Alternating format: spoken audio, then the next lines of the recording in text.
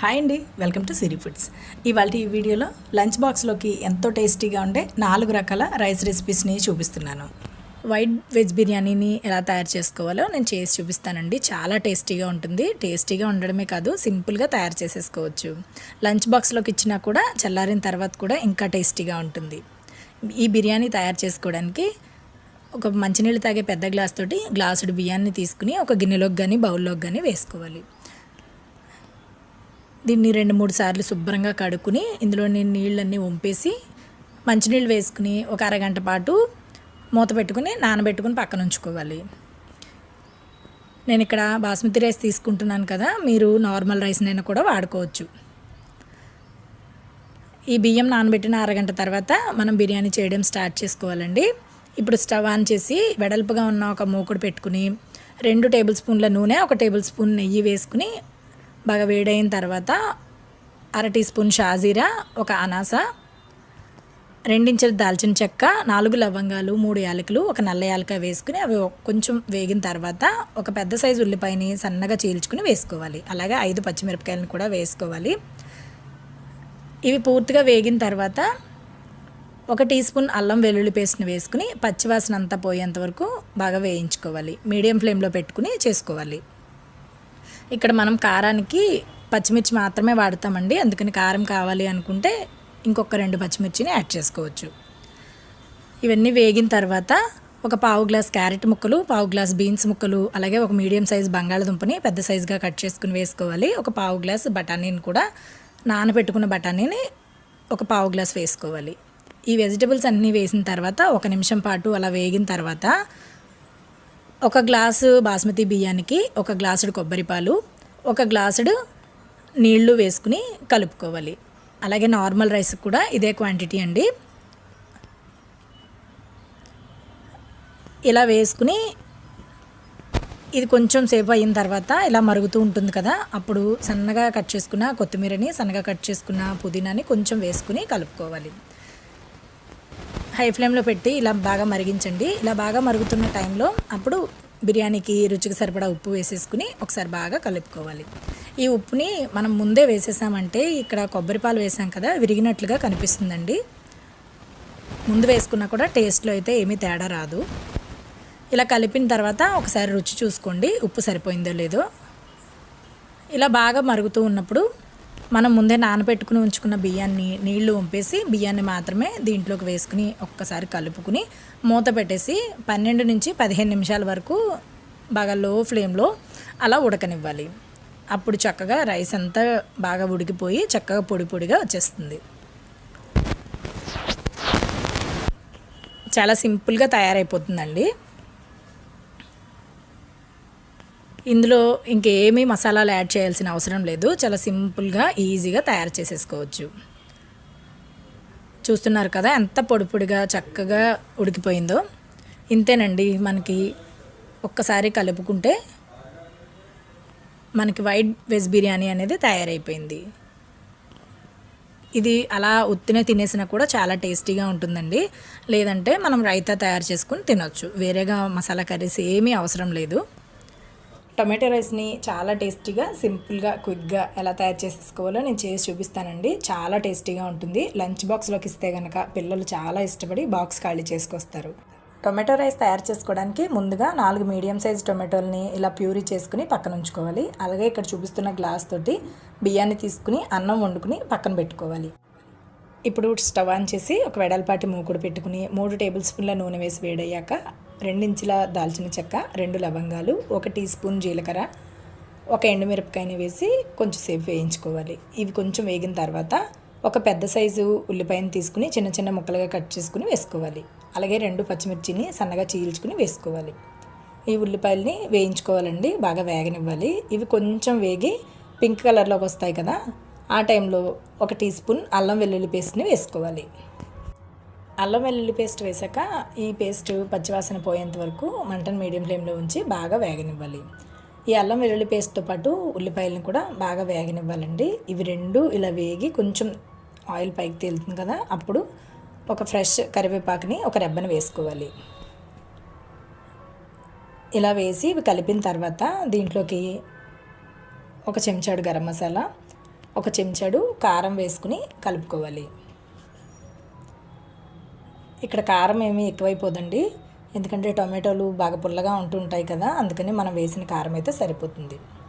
ఒకసారి కలిపిన తర్వాత మనం ముందే తయారు చేసి ఉంచుకున్న టొమాటో ప్యూరీని దీంట్లోకి వేసేసుకుని ఒకసారి బాగా కలుపుకోవాలండి. ఇలా బాగా కలిపిన తర్వాత మంటని medium to high flame adjust చేసుకుంటూ 2 నుంచి 3 నిమిషాల వరకు బాగా వేగనివ్వాలి. ఇలా వేగి ఈ టమాటో ప్యూరీ అంతా కూడా బాగా వేగి చిక్కబడి దగ్గరకు వస్తుందండి. అప్పుడే నూనె కూడా పైకి తేలుతుంది. అంతవరకు బాగా వేగనివ్వాలి. లేదంటే టొమాటో ప్యూరీ సరిగ్గా వేగకపోతే కనుక పచ్చివాసన, ఆ టొమాటో పచ్చివాసన అనేది ఉంటుంది, పుల్లగా ఉంటుంది. ఇక్కడ చూడండి చిక్కదనం అనేది తెలుస్తుంది కదా, ఇంతవరకు బాగా దగ్గరగా వేగనివ్వాలి. ఇలా వేగిన తర్వాత రుచికి సరిపడా ఉప్పు వేసేసుకుని మరొకసారి కలుపుకుని ఒకసారి రుచి చూసుకోండి. సరిపోకపోతే కనుక మరి కొంచెం వేసుకోవచ్చు. ఉప్పు వేసేసిన తర్వాత కూడా మరొక నిమిషం బాగా వేగనివ్వండి. ఇలా ఇంత దగ్గరకు వచ్చిన తర్వాత మనం ముందే అన్నం వండుకుని ఉంచుకున్నాం కదా, ఆ అన్నాన్ని దీంట్లోకి వేసుకుని కలిపేసుకోవాలి. ఇక్కడ నేను చూపించిన అన్నం క్వాంటిటీ కరెక్ట్గా ఇద్దరికైతే సరిపోతుందండి. ఇలా అన్నం వేసేసిన తర్వాత అడుగు నుంచి పై వరకు బాగా కలిసే విధంగా కలుపుకోవాలి. ఇలా కలిపిన తర్వాత మంటను మీడియం ఫ్లేమ్లో పెట్టేసుకుని మూత పెట్టేసి 1 నిమిషం పాటు అలా మగ్గనివ్వండి. ఏమైనా మాయిశ్చర్ ఉంటే కనుక మొత్తం పోయి పొడిపొడిలాడుతూ చక్కగా మనకి టమాటో రైస్ తయారైపోతుంది. అంటే కొంచెం తడిగా అనిపిస్తే కనుక మూత పెట్టి 1 నిమిషం మగ్గనివ్వండి. ఇలా మూత తీసిన తర్వాత ఒక్కసారి అడుగు నుంచి పై వరకు కలిపేసుకుంటే మనకి టొమాటో రైస్ తయారైపోయింది. ఫ్రెష్గా సన్నగా కట్ చేసిన కొత్తిమీరను వేసుకుని మరొక్కసారి కలుపుకుని స్టవ్ ఆఫ్ చేసేసి వేడివేడిగా సర్వ్ చేసేసుకోవచ్చు. మీరు నేను చెప్పిన విధంగా టొమాటో రైస్ని చేసి పిల్లలకి లంచ్ బాక్స్లోకి పెట్టి ఇవ్వండి. మీకు ఒక్క మెతుకు కూడా మిగల్చకుండా బాక్స్ని ఖాళీ చేసుకొస్తారు. అంత టేస్టీగా ఉంటుందండి. చల్లారిన తర్వాతే కాదు, వేడిగా మనం అలా తయారు చేసుకుని అలా ఈ చల్లని వాతావరణంలో వర్షం పడేటప్పుడు అలా సర్వ్ చేసేసుకున్నా కూడా చాలా బాగుంటుంది. చక్కగా టేస్టీగా ఉంటుంది. సైడ్ డిష్గా పెరుగుతో సర్వ్ చేసేసుకోవచ్చండి. ఈ వీడియో చూసి మీరు ఇంట్లో ట్రై చేస్తే మీకు ఎలా వచ్చిందో నాకు తప్పకుండా తెలియచేయండి. అలాగే గుంటూరు స్పెషల్ గోంగూర పులావ్ని ఎలా తయారు చేసుకోవాలో నేను చేసి చూపిస్తానండి. చాలా సింపుల్గా చాలా టేస్టీగా తయారైపోతుంది. చాలా తక్కువ పదార్థాలతో తయారు చేసుకోవచ్చు. ఉదయాన్నే ఏ హడావిడి లేకుండా కూడా తయారు చేసేసి పిల్లలకి లంచ్ బాక్స్లో కూడా ఇచ్చేయచ్చు. ఈ గుంటూరు గోంగూర పులావు చాలా సింపుల్గా టేస్టీగా ఉంటుందండి తయారు చేసుకోవడానికి. స్టవ్ ఆన్ చేసి అడుగు మందంగా గల ఒక వెడల్పాటి మూకుని పెట్టుకోండి. 2 టేబుల్ స్పూన్ల నూనె, 2 టేబుల్ స్పూన్ల నెయ్యి వేసి వేడైన తర్వాత 1/2 టీ స్పూన్ షాజీరా, 4 లవంగాలు, 3 యాలకులు, 1 స్టార్ అనాస, 2 ఇంచుల దాల్చిన చెక్క వేసి అవి 1 నిమిషం పాటు మీడియం ఫ్లేమ్లో వేగిన తర్వాత ఒక పెద్ద ఉల్లిపాయని సన్నగా చీల్చుకుని వేసుకోవాలి. అలాగే 4 లేదా 5 పచ్చిమిరపకాయలు కూడా చీల్చి వేసుకోవాలండి. అవి 2 వేగిపోయిన తర్వాత 1 టీ స్పూన్ అల్లం వెల్లుల్లి పేస్ట్ని వేసి అది కూడా పచ్చివాసన పోయేంత వరకు బాగా వేగనివ్వాలి. ఇక్కడ కారానికి పచ్చిమిర్చి మాత్రమే వాడుతున్నామండి, అందుకని కొంచెం కారంగా కావాలంటే ఇంకో 2 పచ్చిమిరపకాయలని ఎక్స్ట్రా వేసుకోవచ్చు. ఉల్లిపాయలు పచ్చిమిర్చి వేగిపోయిన తర్వాత 2 మీడియం సైజ్ టమాటాలని ముక్కలుగా కట్ చేసుకుని వేసుకోవాలి. టమాటాలు సాఫ్ట్గా అయ్యేంత వరకు మగ్గించుకోవాలండి. అందుకోసం ఒక 1/2 టీ స్పూన్ ఉప్పు, 1/2 టీ స్పూన్ పసుపు వేసుకుని మూత పెట్టేస్తే టమాటాలు తొందరగా సాఫ్ట్గా మగ్గిపోతాయి. దాంతోపాటు కొంచెం జీడిపప్పును కూడా యాడ్ చేసుకోవాలి. టమాటాలు ఈ విధంగా సాఫ్ట్గా మగ్గిపోయిన తర్వాత ఒక 50 గ్రాముల గోంగూరని వేసుకోవాలి. 50 గ్రాములు అంటే ఒక చిన్న కట్ట గోంగూర అయితే సరిపోతుందండి. లేదా ఆకు ఒలిచిన తర్వాత మీ చేతితో గుప్పెడు ఆకు అయితే సరిపోతుంది. ఈ విధంగా గోంగూరను వేసేసి అడుగు నుంచి పై వరకు బాగా కలుపుకుని మూత పెట్టేసి 2 నిమిషాల పాటు మీడియం టు హై ఫ్లేమ్ ఉంచుకుని మగ్గిస్తే చక్కగా గోంగూర బాగా మగ్గిపోతుందండి. ఇలా మూత పెట్టేసిన 2 నిమిషాల తర్వాత చక్కగా ఇలా నూనె పైకి తేలి చక్కగా నూనెలో వేగి బాగా మగ్గుతుంది. ఇప్పుడు ఒక్కసారి కలుపుకుని దీంట్లోకి 1 గ్లాసు పావు నీళ్ళను వేసుకోవాలి. ఇదే నీళ్ళల్లో రుచికి సరిపడా ఉప్పు వేసేసుకోవాలండి. నేను ఇక్కడ బాస్మతి బియ్యంతో చేస్తున్నాను, అందుకని గ్లాసు పావు నీళ్ళు వేసుకుంటున్నాను. నీళ్ళు ఈ విధంగా మరిగిపోయిన తర్వాత ముందే అరగంట ముందు నానబెట్టుకుని ఉంచుకున్న బాస్మతి రైస్ని వేసేసుకుని ఈ విధంగా కలిపేసుకుని మూత పెట్టి బాగా లో ఫ్లేమ్లో 10 నుంచి 12 నిమిషాల వరకు బాగా ఉడకనివ్వాలి. మీరు బాస్మతి రైస్ కాకుండా నార్మల్ రైస్ వాడుకుంటే కనుక ఒక గ్లాస్ బియ్యానికి 2 గ్లాసులు నీళ్లు వేసుకోండి. 12 నిమిషాల తర్వాత చూపిస్తున్నాను చూడండి. చక్కగా ఉడికిపోయి మనకి గోంగూర పులావ్ అనేది తయారైపోతుంది. చాలా సింపుల్గా తయారైపోతుందండి. ఒక పావు గంట టైంలో ఇది తయారు చేసుకోవచ్చు. అస్సలు ఉదయం పూట అస్సలు హడావిడి పడకుండా చక్కగా ఈ గోంగూర పులావ్ని చేసేసి లంచ్ బాక్స్లోకి పెట్టించేయచ్చు. ఇంతేనండి. స్టవ్ ఆఫ్ చేసేసుకుని వేడివేడిగా ఇలాగే సర్వ్ చేసేసుకోవచ్చు. దీంట్లోకి ఎలాంటి కర్రీస్ కూడా మనం చేసుకోవాల్సిన అవసరం లేదండి. చక్కగా పుల్ల పుల్లగా టేస్టీగా చాలా బాగుంటుంది. ఈ వీడియో చూసి మీరు ఇంట్లో ట్రై చేశారంటే మీకు ఎలా నచ్చిందో అలాగే మీకు ఎలా కుదిరిందో నాకు తప్పకుండా కమెంట్ సెక్షన్లో రాసి తెలియచేయండి.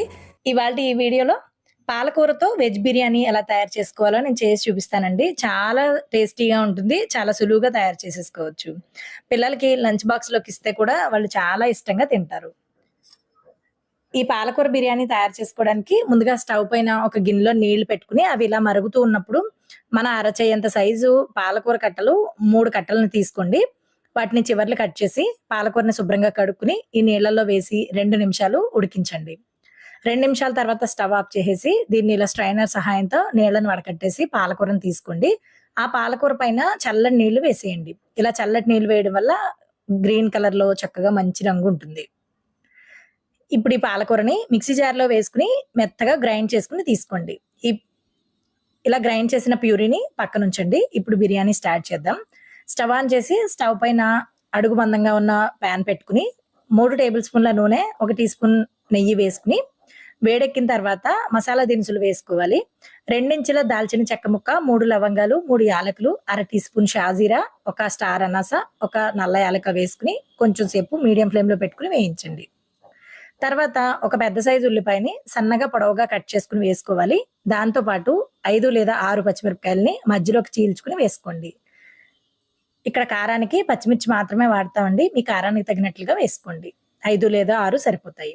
ఉల్లిపాయలు పింక్ కలర్లోకి వచ్చి బాగా వేగుతాయి కదా, ఆ టైంలో 1 టీ స్పూన్ అల్లం వెల్లుల్లి పేస్ట్ని వేసుకుని పచ్చివాసన పోయేంత వరకు వేయించుకోవాలి. ఇప్పుడు దీంట్లోకి కూరగాయ ముక్కల్ని యాడ్ చేసుకుందాము. అరకప్పు వేడి నీళ్ళలో వేసి పిండేసి తీసుకున్న మీల్ మేకర్స్ వేసాను. అలాగే ఒక పెద్ద సైజు బంగాళదుంపని కొంచెం పెద్ద ముక్కలుగా కట్ చేసుకుని వేస్తున్నాను. 1 capsicum, 1 carrot, 1/2 cup sweet corn, 1/2 cup పచ్చి బఠానీని వేస్తున్నానండి. మీరు దీంట్లోకి మీకు నచ్చిన ఏ కూరగాయలనైనా సరే వాడుకోవచ్చు. అంటే కాలీఫ్లవర్, బ్రోకోలీ, బీన్స్ ఇలా ఏవైనా కూడా వాడుకోవచ్చు. ఈ కూరగాయ ముక్కలన్నీ వేసేసాక కొంచెం 1/2 టీ స్పూన్ ఉప్పు వేసుకుని ఉప్పు ముక్కలకన్నీ పట్టేలాగా ఒకసారి కలిపేసుకుని మూత పెట్టేసి 1 నిమిషం పాటు మీడియం ఫ్లేమ్లో ఉంచి అలా మగ్గనివ్వండి. మసాలా దినుసులతోటి ఈ కూరగాయ ముక్కలు ఈ విధంగా మగ్గడం వల్ల కొంచెం మసాలా ఫ్లేవర్ అంటుతుంది, తినేటప్పుడు బాగుంటుంది. ఇలా మగ్గిన తర్వాత దీంట్లోకి మనం ముందే గ్రైండ్ చేసి ఉంచుకున్న పాలకూర పేస్ట్ని దీంట్లోకి యాడ్ చేసేసుకుని ఒకసారి కలుపుకోండి. కలుపుకున్న తర్వాత 1 నిమిషం పాటు మీడియం ఫ్లేమ్లో అలా ఉంచి దీన్ని కూడా ఇలా వేగనివ్వండి. ఇలా చేయడం వల్ల పాలకూర పచ్చివాసన అంతా కూడా పోతుంది. పచ్చివాసన అంటూ ఏమీ ఉండదండి. ఎందుకంటే మనం ఆల్రెడీ ఉడికించి తీసుకున్నాము. అలాగే 1 లేదా 2 నిమిషాలు వేయిస్తున్నాము కాబట్టి అసలు ఎలాంటి పసిరివాసన ఇలాంటివి ఏమీ ఉండవు. డౌట్ లేకుండా చక్కగా చేసుకోవచ్చు.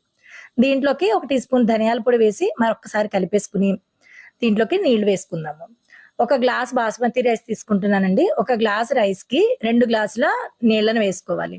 మీరు బాస్మతి రైస్ లేకపోతే నార్మల్ రైస్ నన్నా వాడుకోవచ్చు. దేనికైనా కూడా 1 గ్లాస్ బియ్యానికి 2 గ్లాసుల నీళ్ళు అయితే సరిపోతాయి. నీళ్లు వేసిన తర్వాత రుచికి సరిపడా ఉప్పు వేసేసుకుని ఒకసారి కలిపి రుచి చూసుకోండి. సరిపోకపోతే కొంచెం యాడ్ చేసుకోవచ్చు. మనం కూరగాయ ముక్కల్లో కూడా కొంచెం ఉప్పు వేసాము, అది దృష్టిలో ఉంచుకుని ఉప్పుని యాడ్ చేసుకోండి. నీళ్లు వేసిన తర్వాత హై ఫ్లేమ్లో ఇలా మరుగుతున్న టైంలో మనం ముందే 15 నిమిషాల ముందు నానబెట్టి ఉంచుకున్న బాస్మతి బియ్యాన్ని నీళ్లు వంపేసి బియ్యాన్ని మాత్రమే ఈ మరుగుతున్న నీళ్ళలోకి వేసుకోవాలి. ఇలా వేసిన తర్వాత ఒక్కసారి కలపండి. ఎక్కువగా కలపద్దు. ఆల్రెడీ నాని ఉన్న బియ్యం కాబట్టి ముక్కలుగా విరిగిపోయే అవకాశం ఉంటుంది. ఇలా కలిపేసుకుని హై ఫ్లేమ్లో బాగా మరిగేంతలాగా ఉడకనివ్వండి. చూడండి, ఇలా ఉడుకుతున్న టైంలో మంటని మీడియం ఫ్లేమ్లోకి పెట్టేసుకుని మూత పెట్టేసి 10 నుంచి 12 నిమిషాల వరకు అలా ఉడకనివ్వండి. మీకు 12 నిమిషాలు అయితే కరెక్ట్గా సరిపోతుందండి. మనం ఏ రైస్ తీసుకున్నా కూడా ముందు నానబెట్టుకొని తీసుకుంటే కరెక్ట్‌గా ఉడికిపోతుంది. చూసారా 12 నిమిషాల తర్వాత మూత తీసి చూపిస్తున్నాను. మనకి పాలకూర వెజ్ బిర్యానీ తయారైపోయిందండి. చక్కగా స్టవ్ ఆఫ్ చేసేసి వేడి వేడిగా సర్వ్ చేసేసుకోవచ్చు. ఇంతేనండి. ఈ వీడియో చూసి మీరు మీ ఇంట్లో ఈ బిర్యానీ ట్రై చేస్తే మీకెలా వచ్చిందో నాకు తప్పకుండా కామెంట్ సెక్షన్‌లో రాసి తెలియచేయండి. అలాగే ఇలాంటి మరిన్ని టేస్టీ అండ్ యమ్మీ రెసిపీస్‌ని చాలా సులువుగా నేర్చుకోవాలి అనుకుంటే సిరి ఫుడ్స్ ఇన్ తెలుగు ఛానెల్‌ని సబ్స్క్రైబ్ చేయడం మర్చిపోకండే. మరో మంచి రెసిపీతో మళ్ళా కలుద్దాం.